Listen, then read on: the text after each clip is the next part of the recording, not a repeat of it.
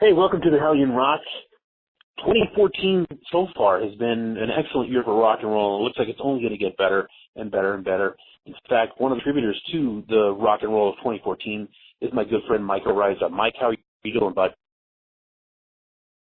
Hey, man, how's it going? Thanks for having us on. This is killer. Yeah, man. I'm real excited. We had the Of the Earth project with you and Jeff. That was a great record. A lot of good buzz about it. You guys moved on to the Frank Cannon Band, Six String Soldiers, and now you've got some new stuff coming up. Tell me about it.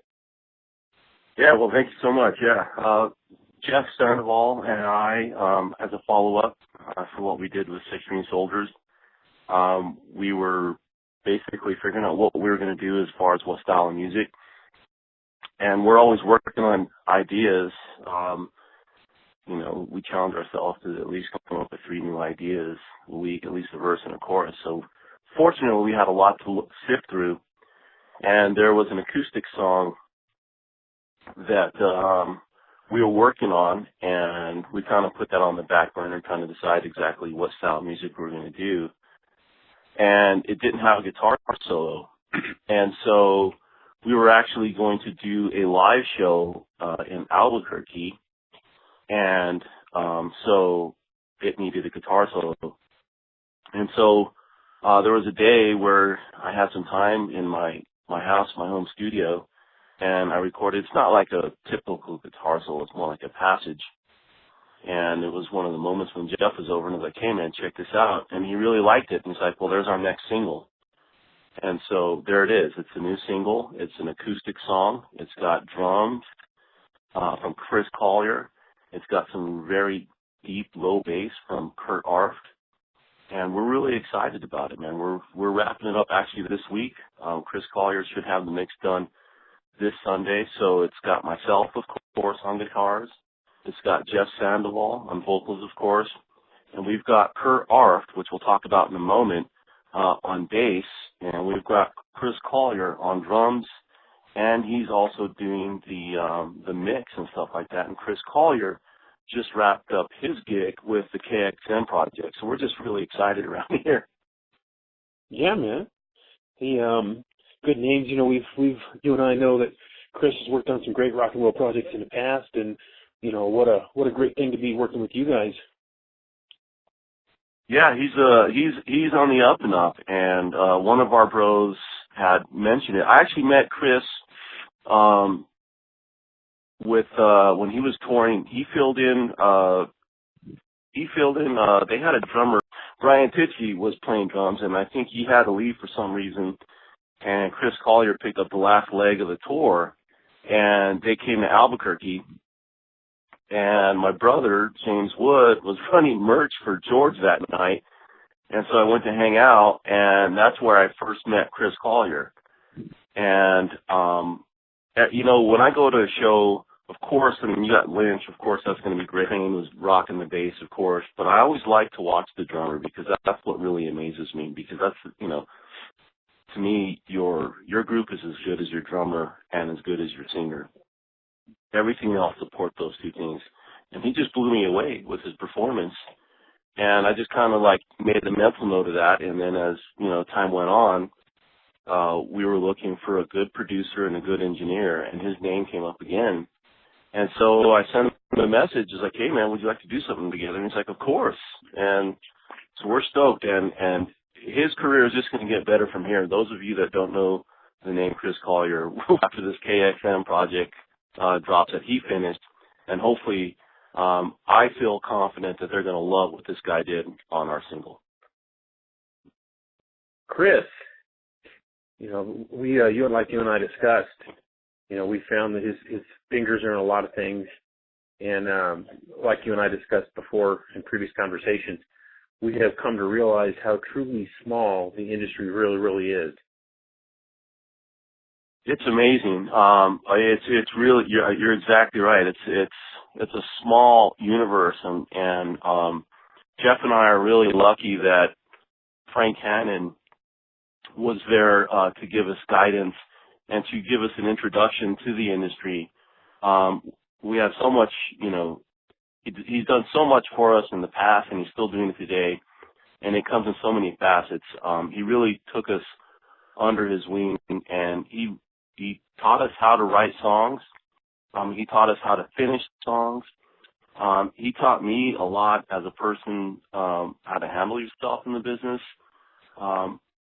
He taught me a lot about guitar playing. We owe a lot to Frank and the guys from Tesla, and all of their camp and all of their side projects. I mean, they're basically a family. I mean, it's not just limited to Frank, but the guys in Tesla, they've got a career that really can't be compared to. I mean, they're one of the few rock bands that came from that era that can still go out and tour as many dates as they want in the United States. They're very lucky. I mean, they don't have to go abroad if they don't want to, and just learned so much from that. And the thing is you end up finding out like that, you know, this guy, then he introduces you to this guy or this girl, and then next thing you know, you kind of know everybody. It's a trip. Yeah, it turns out that way.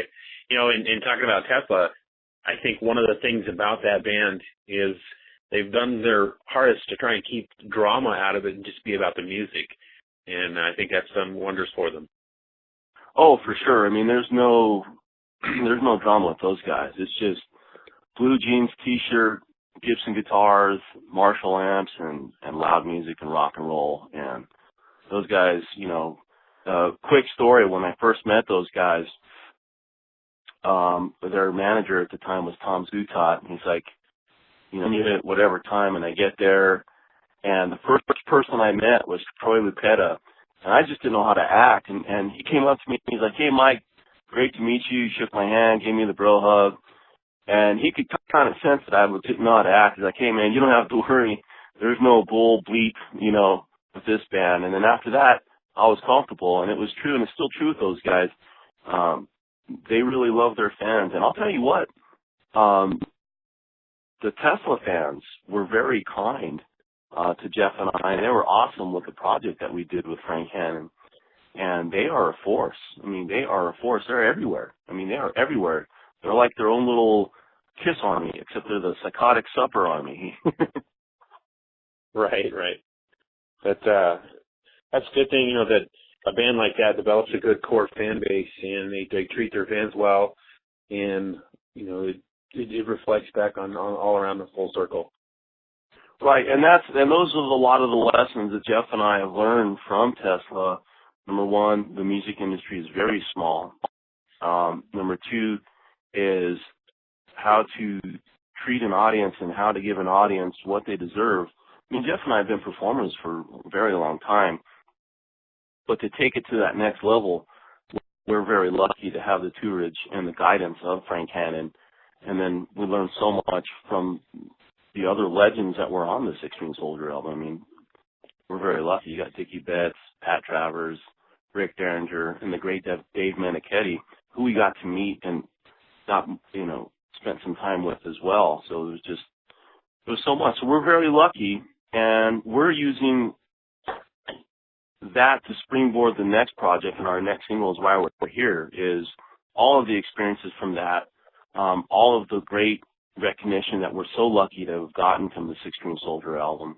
We're here to bounce back, if you would, and deliver a new single. It's called It's All I Need. We can't make up our mind right now. We don't know if we're going to call it All I Need or It's All I Need. So it'll be one of the two. But we're really excited about it, and what makes us most excited is this Jeff and I, and it's our first single of what we've learned from all these great experiences that we were so lucky to experience, and we've put a lot of work into it. We've always been meticulous. Jeff I just wish people could just experience of how committed he is to making sure that each vowel and syllable is expressed properly, and how much he works putting into. He really wants the song to put out an experience for people to maybe hopefully touch them. If you're lucky enough to have someone listen to your music, you want to have an impact. You want to have something that will be memorable. The same experiences we had growing up, like Kiss to me was memorable, AC/DC and stuff. You know what I'm saying? Absolutely. And one of the things you said about being meticulous, I kind of have an inside track on that. I've seen you guys blossom and grow from, earlier projects on, and I've been fortunate to have been kind of in the periphery of you guys moving on, and it's very awesome to see that growth and see you guys, come to where you are today. Yeah, man, thank you. And it's just same thing for you. I mean, we're all from the same town. We're all from Albuquerque, New Mexico. And gosh, it's been almost 7 years now, dude. And Yep. we were all just wanting to do what we love, and what we love is rock music, expressing ourselves, and just, sustaining the note. That's really what it's about. Who out there is brave enough to sustain the note that was first played by the greats, by the Beatles, by Zeppelin, by AC/DC? Who out there is willing to keep that note sustained? And that's really what it's about. We live we are on 2014. We're in a new century, and rock music to me is great. It's still out there. You're always turning me on to all these new bands. That Kill Devil Hill show, and I was blown away. And then the opening act was some buddies of yours. What is it? Blackwater Rising. Blackwater Rising. Yeah, those are my buds. Yeah. Yeah, and they were great. And and I hear so many people say today that music's not what it was. And I would challenge everyone that feels that way to look a little harder. It's not hand delivered to you like it was, but if you're willing to look hard, man, there's some great music out there, and I think it's great. I think it's a great time for music, and it's because of guys that are like you are out there doing all the work, busting your ass, looking for bands that you think is cool and passing them on. It's still like it was when we were younger. Someone, taking you to their house. I'm sure you had this experience the first time you heard Eruption or first time you heard Van Halen, it was over, and there are still artists out there that are that expressive and that great, in my opinion. You just have to go find them. Absolutely, man. That's a true statement, and with the change of the industry which came about, with corporations and all, it just made it a little bit harder. But if you really love music, you're going to take that time and seek it out. Yeah, and as far as the industry goes, I don't know. I think Jeff and I would lose our minds if we had someone telling us what we could and could not do. So yeah, the industry changed that way, but the technology, because of Apple computers and because of applications like Pro Tools and stuff like that, it's all basically affordable to where, you go buy yourself a MacBook Pro, you get your little self a little Apogee interface and a microphone, and man, you're expressing yourself, and you're putting your feelings out there, and you can share it with folks. Now, granted, you're not going to sell 1 million records, but I don't write songs for that anyway. I write songs because you have a first and a last breath in life, man, and so make sure that you take that last breath saying, you know what, I did everything I wanted to do on my bucket list, whether it be if you enjoy skiing, or if you enjoy skydiving, or if you enjoy cooking, whatever it is, whatever your passion is, man, go do it. Yep, that's a true thing. So, new stuff from you guys. You've got some stuff that you're planning in the future as well. Looks good for Mike and Jeff. You got. Tell me a little bit about Kurt, man. How'd you get hooked up with Kurt? Oh yes, Kurt Arf, man, what a great guy that is. Man, he is. It's an interesting story here, and once again, it ties back to you and I. Several years ago, well, actually, it was right before we started to do the Six String Soldiers album. You and I were talking about just rock music and everything. And that was when Facebook was really starting to gain its ground and pull people away from MySpace and stuff like that. And you had mentioned, Kurt Arf, you just got to go out and send him a friend request and let him know. And You're like, just he's a really great guy. He's just good all around guy. He's a great bass player. And if you guys ever need a bass player, he's the guy. And it was at the time where we were writing for the Six String Soldiers album, and we really didn't have a bass player. Well, it so happened that Frank ended up playing the bass on all the tracks, on most of the tracks. And then so that kind of like, that was always in the back of my mind. I try to retain, you know, as I go through, like, oh, this guy's a killer drummer, you know, keep that guy in mind, or this guy's a killer bass player, or this guy's, you know, great at guitar playing or whatever it be. So I always have like an inventory of that. And then, right before we started doing the shows, I was thinking, man, I got to get some new clothes, before we go out, because we're going to go out and support the 16 Soldiers album. And then you introduced me to Warn Star clothing. For those of you that are listening, Warn Star, they have this killer, they're made here in the United States, they're made in the Midwest, and they've got a killer attitude, and I love their clothes. They're made well, and they do well when you're going out on the road. They just handle it. And so in the middle of, I think I was like in Kansas, we were doing a show out there. He sent me a message on Facebook because, you know, it was apparent that we were going to wind down and that Frank was going to go back out with Tesla. And he sent me a message, and he was like, hey, man, if you ever need someone to work with on some new music, I'm here. And the time came up, and he was the first on our list. And we are just beyond stoked to have him part of this. He's a great person, and that's really important, you know, in this industry, in anything really. I don't have enough words in my vocabulary to express how cool this guy is. And he's the full meal deal. He can play great. He looks great on stage. He's got a great personality. He interviews well. He's prompt and punctual. We sent some tracks his way. He knocked them out of the park. I don't feel for Chris because he sent us 4 takes, and I couldn't pick which one was the best one because they were all great. And I told Chris, who's mixing and doing the executive production of the single, I says, I don't envy you because they're all great takes. And so we're really excited to have Kurt Arf, and that's how we met, and we're going to do another one.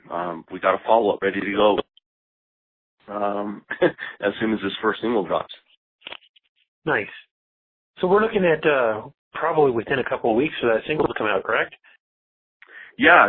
So I talked to Chris Collier last night, and he should have the final mix and master ready by this Sunday. We're going to give it a listen, you know, like we always do. We'll play it on a big stereo, play it on a little stereo, play it on our iPhone, and, you know, play it on, I'll probably go to Best Buy and piss off the staff by going up and down through all the radios, see how it sounds, because, you know, if people are going to, you know, I know like 99 cents doesn't sound like a lot of money, you know, but Jeff and I feel that good enough is just not good enough. And we've taken a lot of time with this single, and we really appreciate all of our Facebook friends out there dealing with the lag that we've been having here. It's got to be great. It's not leaving our hands until we've, you know, turned every stone to make sure that we've done everything possible to make this the greatest thing that we can do in the moment, and we're almost there. You know, that's one of the coolest things about your work with Jeff is you guys never have half-assed anything. Everything I've heard from you guys is quality, and you know it shows. And to me, that shows that the passion for one's artwork, and it truly, music is an artwork. It's an expression of people's souls, and you guys have never half-assed anything. Well, thank you very much. I greatly appreciate that. And to be absolutely honest, that comes from Jeff. When we first started working together, back in the MySpace days, it was so easy to upload a song. We had a song that we wrote, and I put it up, and he was like, and he's the one who has that saying, you know, good enough is just not good enough. And you know, him and I are very lucky to have the working relationship we have. It's been him and I from the beginning, and I feel very lucky as a songwriter, guitar player, to know that I have someone to work with there's no limits. In other words, I don't ever come up with an idea either, on the guitar or whatever and say, well, no, that won't work. That doesn't happen here in this camp, because I can throw any style of music Jeff's way and he'll annihilate it, from heavy rock to acoustic to blues to jazz. I mean, very, very lucky, and we're very proud of Six String Soldiers, but man, we are just barely getting started on this, and we're really excited. I've heard a little bit of the new track, a little rough mix of it, and from what I've heard so far, I'm really digging what I hear, and I think that the world, when it's unveiled to them, will really dig on it too. They'll get the feeling behind it. Very cool. Hey, we're going to be doing a listening party for a select few before we release it. So we're going to wrap it up this weekend, and then we have a video. It's a hybrid video. It's a surprise video. They call them lyric videos now, but we did it all ourselves. There was a couple things that we had to farm out, of course, because of with animation and stuff like that, my iMac just can't render some of those things. So we had to farm out a couple of things, of course, but we're really excited about it. We definitely think it's going to push the envelope as far as lyric video goes. And so what we're going to do is we are going to invite some publicists, some management companies, and some independent labels, and we're going to have a listening party on our Vimeo channel, and we're going to invite maybe one or two of our Facebook friends to be part of that as well. It's a listening party. We'll do that a few days before we do the actual release, just for fun and to give, because we are going to take the next step. Make no doubt about it. This is just the first step. The next step is to grow and find a bigger network of people to work with outside of the nucleus of who the artists are. So this time around for this single, we're wearing multiple hats. The next one will be the same, wearing multiple hats. But this year we are going to grow to where we bring in some management and possibly an independent label to help with the things the logistics and stuff like that, of the things that, to be honest, that we just don't feel that we're strong enough to do. We can write the songs, but we are definitely, that's also in the plans for 2014. Nice. Well, we've been talking to Mike Araiza and Jeff Sandoval. Have some new music coming out in 2014. I think you guys are really going to dig. We're talking to about 140 countries right now. Mike, the world's yours, the floor is yours. Tell everybody what they want to hear, what you want to say, and let's wrap it up. Well, first of all, thank you so much for having us on. Greatly appreciate it. I want to thank we just eclipsed over 700 likes on our Facebook page, and I want to thank all those people for taking the time to do that. I also want to thank Frank Hannon for the opportunity that he's given us. We're really growing, and from the album that we did with him, we want to thank him. We want to thank Courtney DeAugustine for being part of that album, Steve Brown, all the greats, Dave Meniketti, Dickie Betts, Pat Travers, Rick Derringer. And I want to personally thank our wives. They have been troopers. I mean, Jeff and I have a lot of room to do all this because we have great wives and great families. And I want to thank all the fans out there that have been so receptive of Jeff and I. We just really appreciate it. We've got some great friends. I want to thank, we've got Bridget Olander. She's always out there sharing our stuff. We want to thank her for that. She's awesome. And can't wait to get this new music out. The first single is going to be called It's All I Need, or All I Need. It will be out here within a few weeks. And we're going to have an immediate follow-up and a very special announcement of a superstar that's going to be joining us for our second single. And we are really having to bite our tongues on this because we're so excited. And we are going to take it to another level. Thank you guys so much. And please like our Facebook page. Like our Facebook page. You'll be able to put that in the comment section, right? Yep. Okay, awesome. Thank you guys so much. And go out, spend your money on some music, go to a show.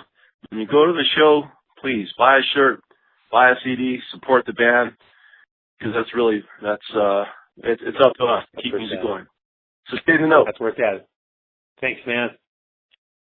Thank you, brother.